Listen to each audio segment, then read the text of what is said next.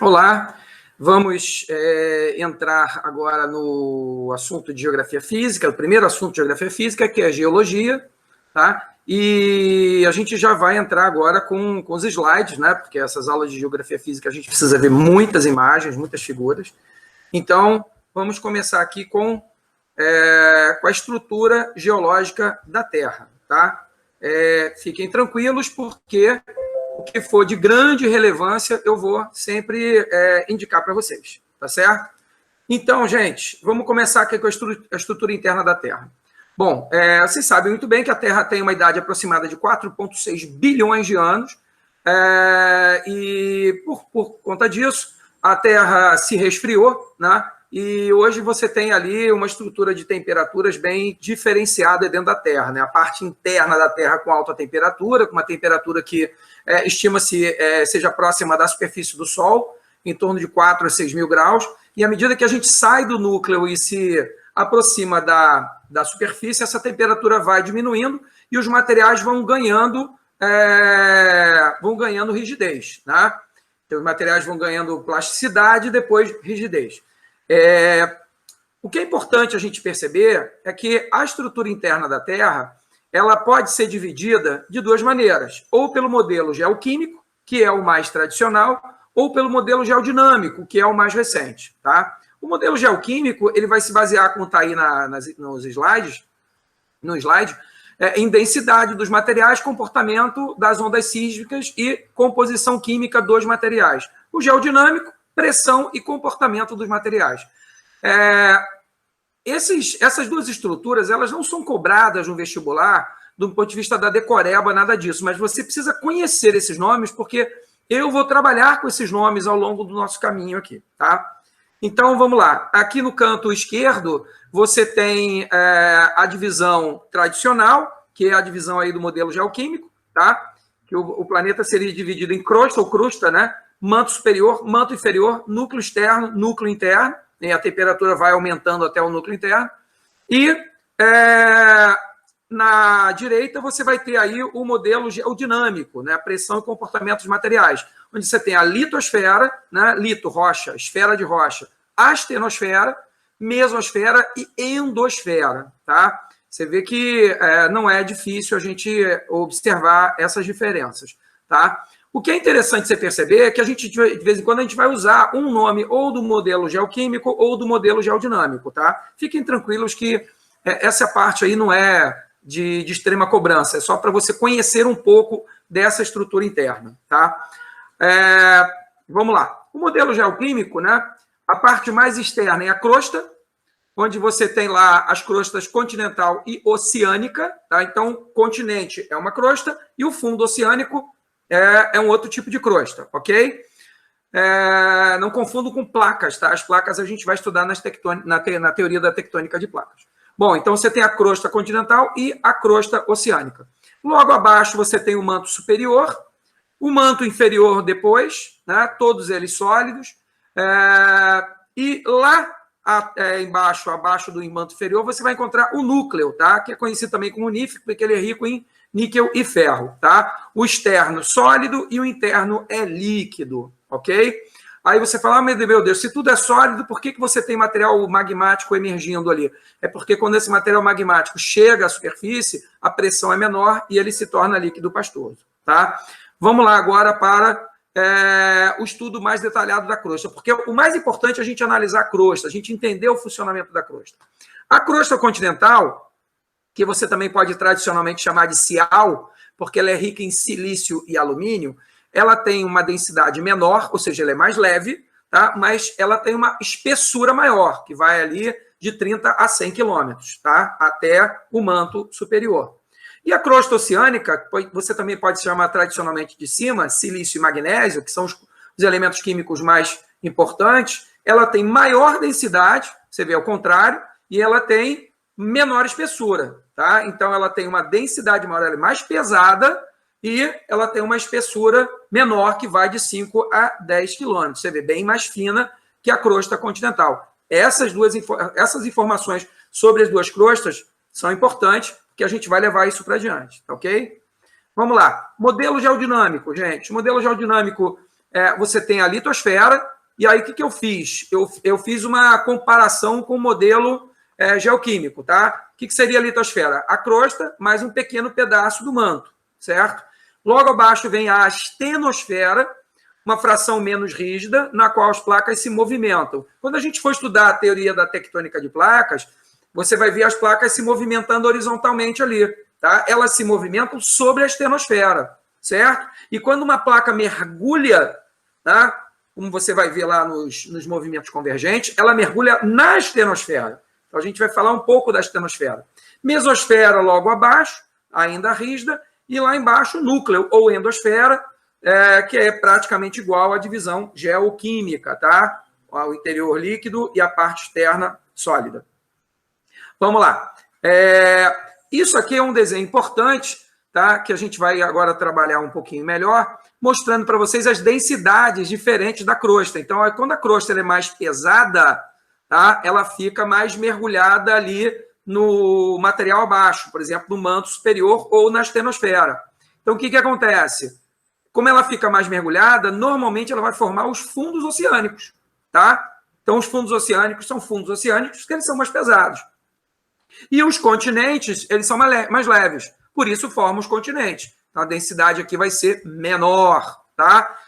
As rochas basálticas, que são rochas magmáticas, vulcânicas, elas são muito pesadas. Então, elas formam o fundo dos oceanos, tá? Então, os fundos oceânicos são majoritariamente basálticos. Enquanto que os continentes são formados por rochas magmáticas, mas não são vulcânicas. Tá? Essas rochas magmáticas elas são muito mais leves, são os granitos. Tá? Então, os continentes são formados por granitos, são granitoides, enquanto que os fundos oceânicos são basálticos. Desculpa.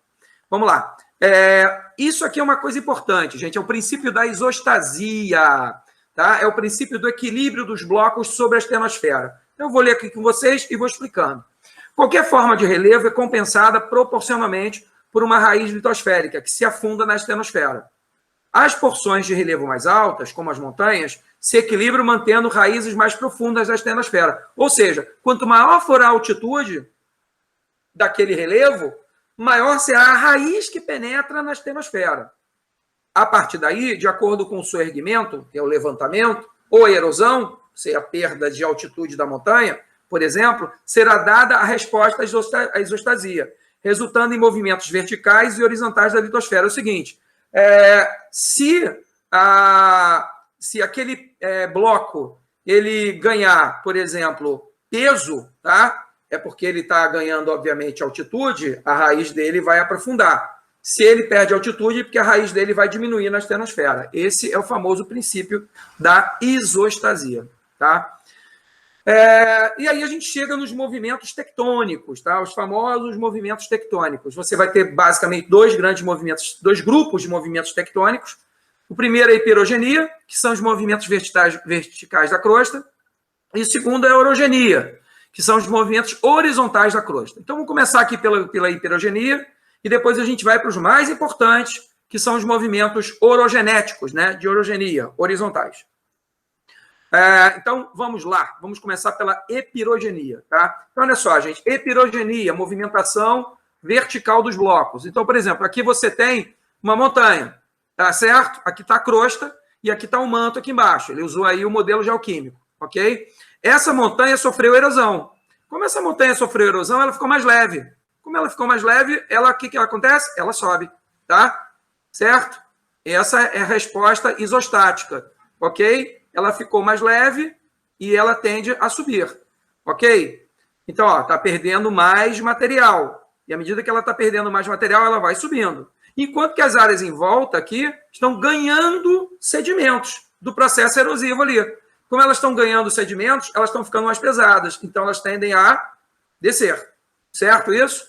Aqui do lado, você tem a mesma situação, mas agora com um glacial, tá? Com um bloco de gelo, um gigantesco bloco de gelo sobre a crosta. O que aconteceu? Esse bloco de gelo está ali, pesado, sobre a crosta.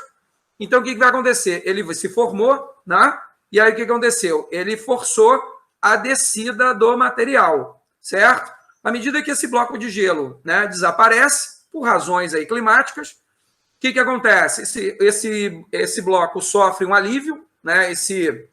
Essa crosta, ela sofre um alívio, fica mais leve e tende a subir, tá certo? Então, esses são os movimentos epirogenéticos, tá? Podia ser também, por exemplo, gente, invasão do mar, uma transgressão marinha.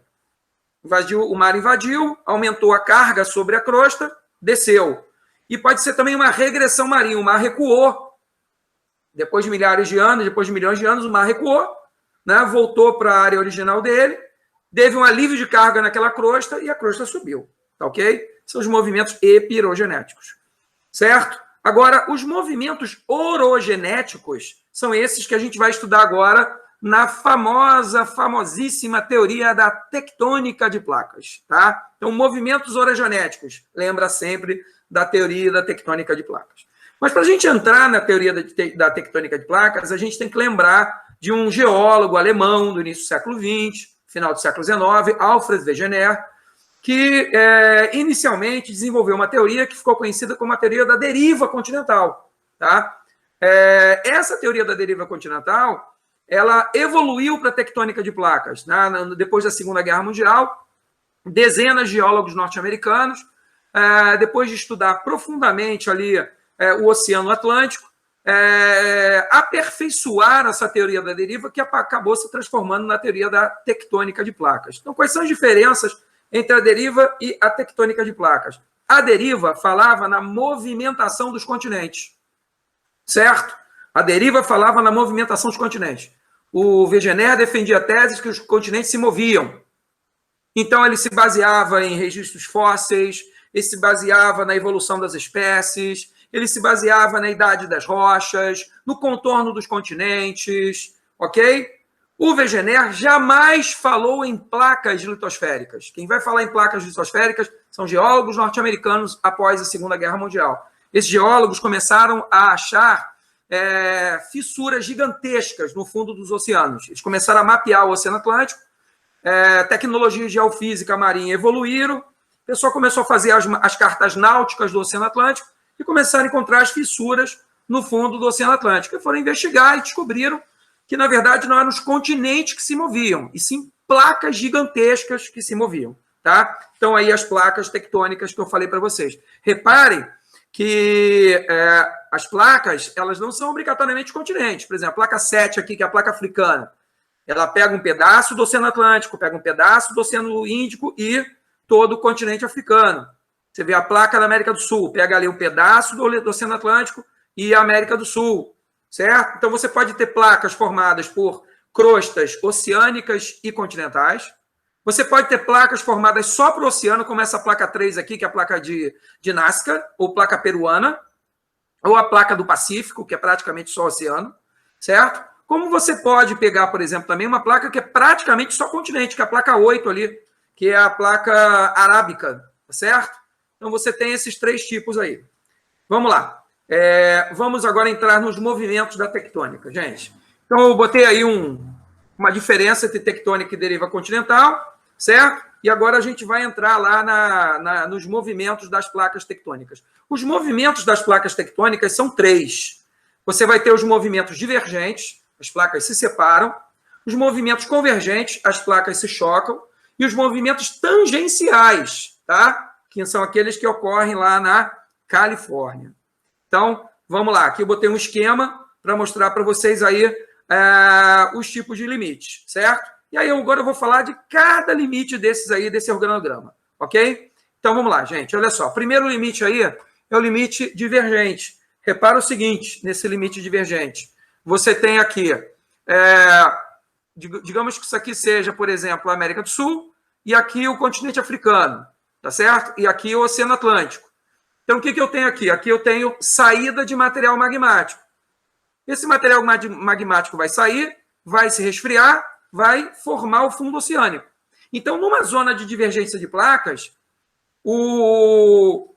a crosta, né, o assoalho oceânico, no caso ali a crosta oceânica, ela está em expansão.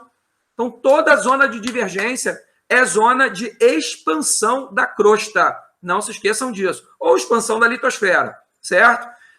Então, o material magmático sai ali. Se o material magmático está saindo ali, tem vulcanismo ali, certo? Se tem movimentação, tem terremoto.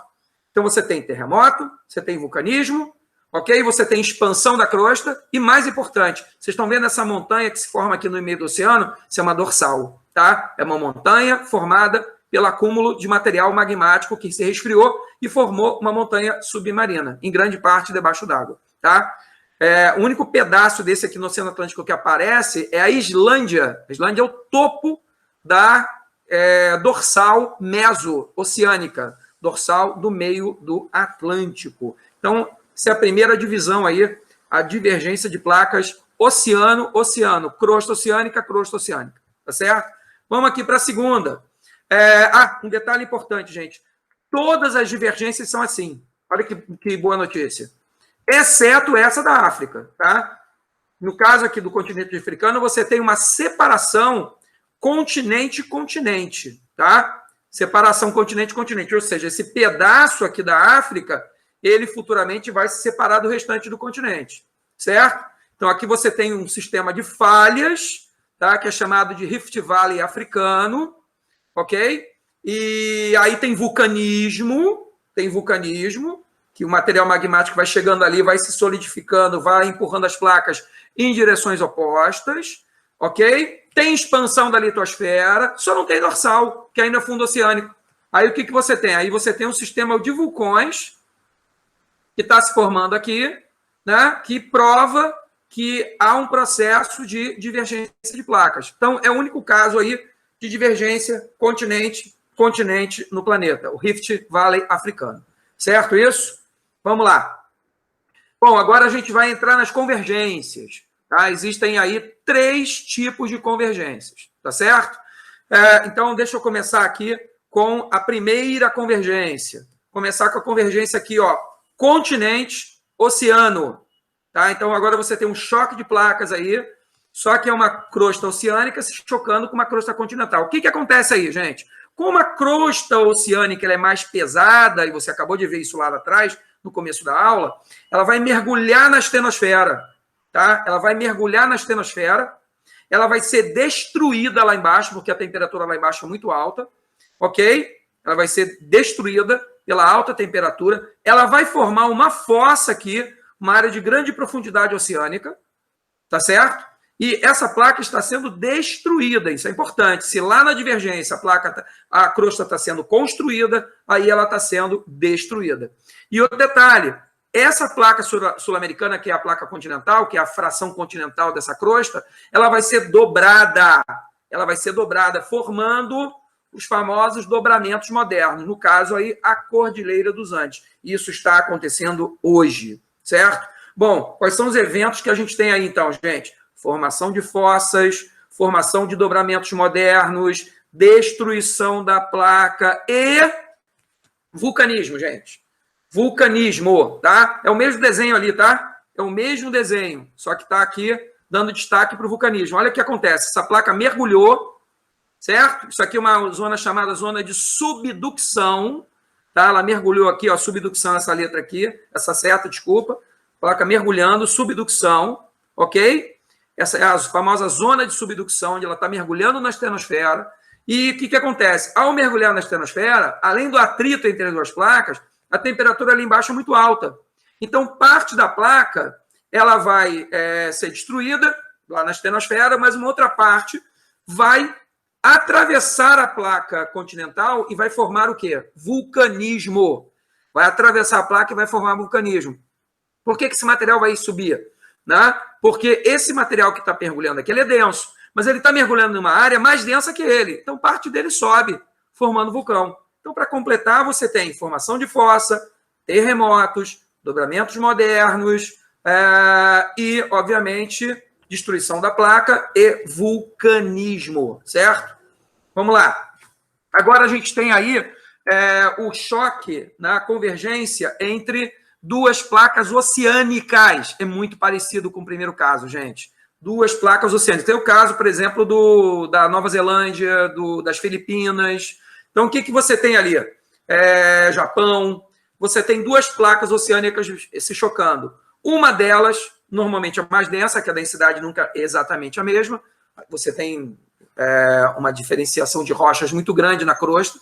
Então, a placa mais densa, ela mergulha na estenosfera, né? Forma a zona de subducção, forma a fossa, tá certo? Mas ao invés, vulcanismo, terremotos, mas ao invés de formar dobramentos modernos, ela forma um sistema de ilhas vulcânicas. Então, o material vai lá, a parte dele sobe e só forma vulcão. Aqui não terá dobramento moderno, tá? Como a diferença de densidade delas é pequena, a outra não tem capacidade de dobrar a outra placa. Então, só forma arco de ilhas vulcânicas. Então, a única diferença do primeiro caso é que aí não tem dobramento moderno.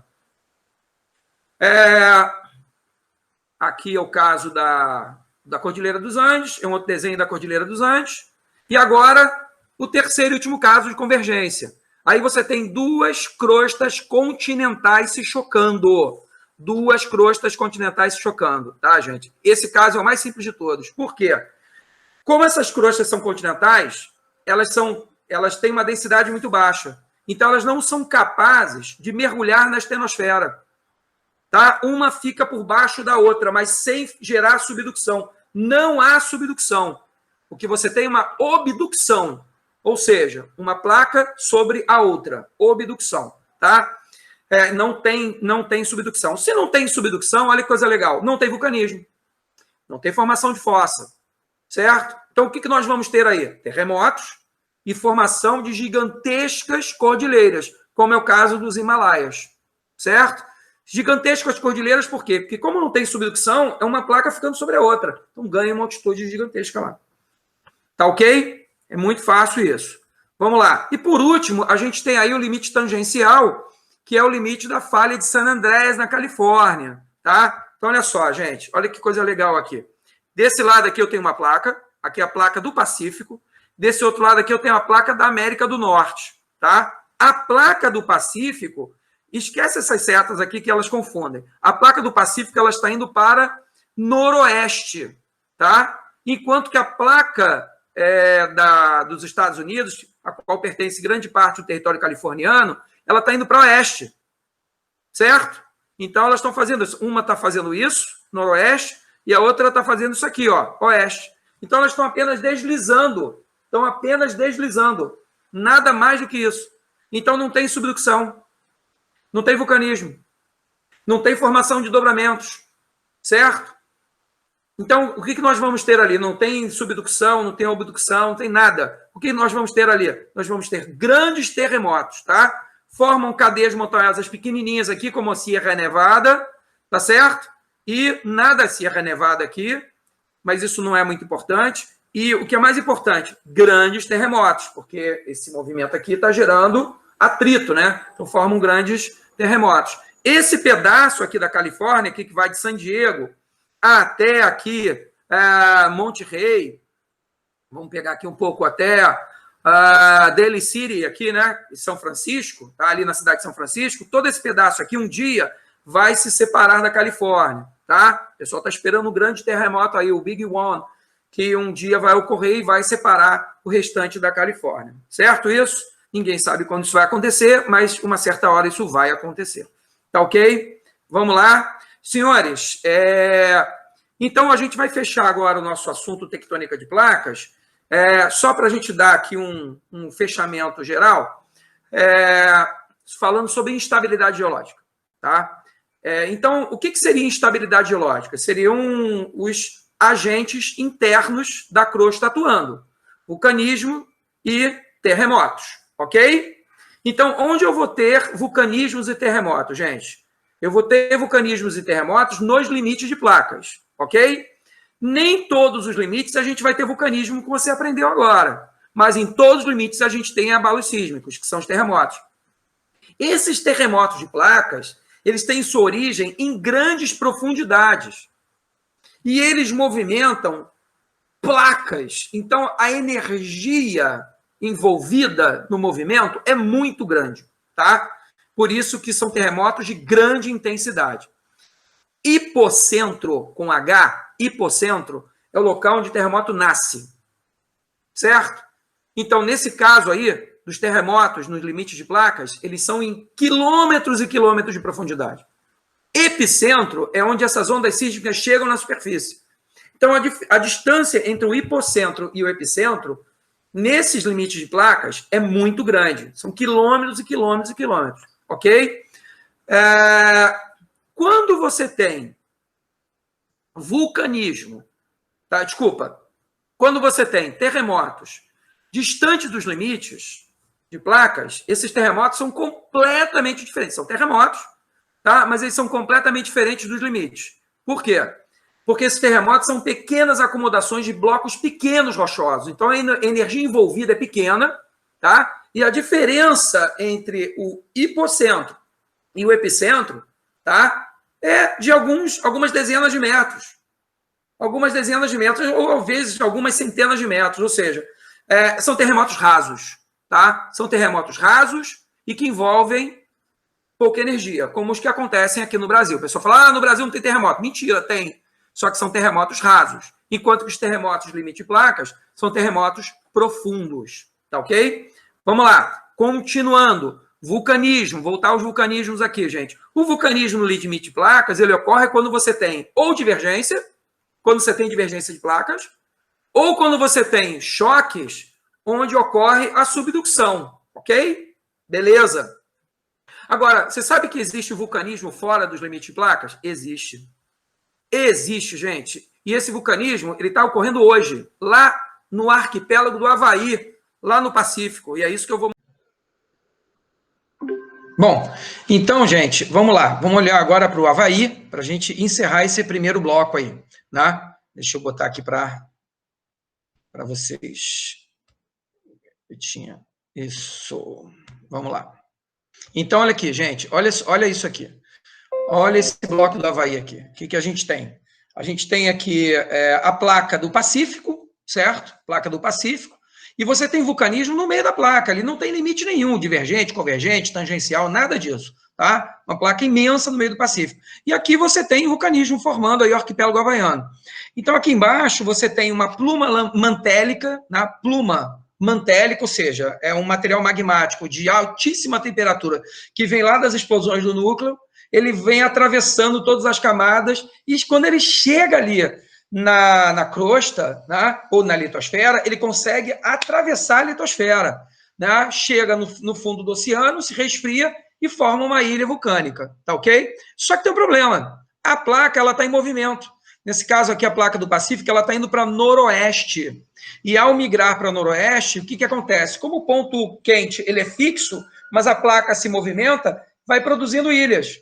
Ok? Então, olha lá, o Kauai, você vê, tem de 3,8 a 5,6 milhões de anos, enquanto que a ilha mais importante do Havaí, ela tem 0,7 milhões de anos. Então, as placas vão se movendo e vão produzindo essas ilhas, tá? Então, esse é o caso aí de vulcanismo intraplacar, tá? Formado por pontos quentes. E esses pontos quentes hoje estão ativos ali no Pacífico. Lembrando que a placa oceânica ela é fina, né? Então, ela tem 5, 6 quilômetros ali, então é fácil material vulcânico atravessá-la. Tá certo isso, gente? Então, a gente aqui encerra esse primeiro bloco. Eu vou mostrar mais uma figura aqui do Havaí, mas eu acho que vocês entenderam. Olha aí, ó. Olha que coisa legal. Aqui você tem a placa do Pacífico. Tá? Essas ilhas aqui estão mais a noroeste. Não tem mais vulcanismo. Aqui o vulcanismo é inativo. Aqui também o vulcanismo é inativo, enquanto que aqui não. Aqui o vulcanismo é ativo. Aqui você tem o Kilauea, né? O famoso vulcão do Kilauea. Aqui você tem nessa figura o Havaí de cima.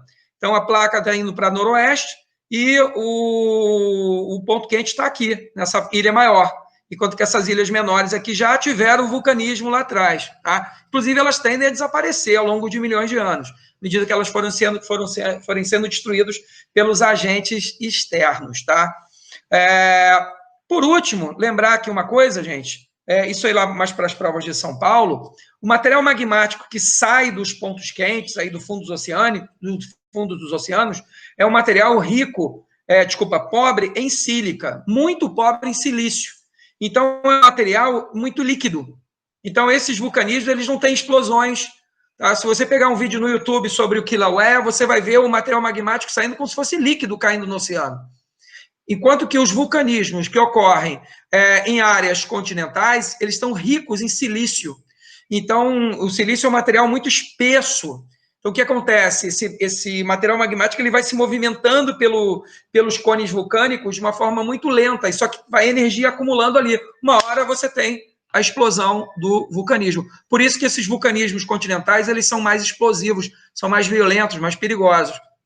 Então, enquanto que esse vulcanismo aí do tipo havaiano é um vulcanismo muito mais tranquilo. As pessoas ficam de barco ali a dezenas de metros observando o material vulcânico caindo no mar, tá?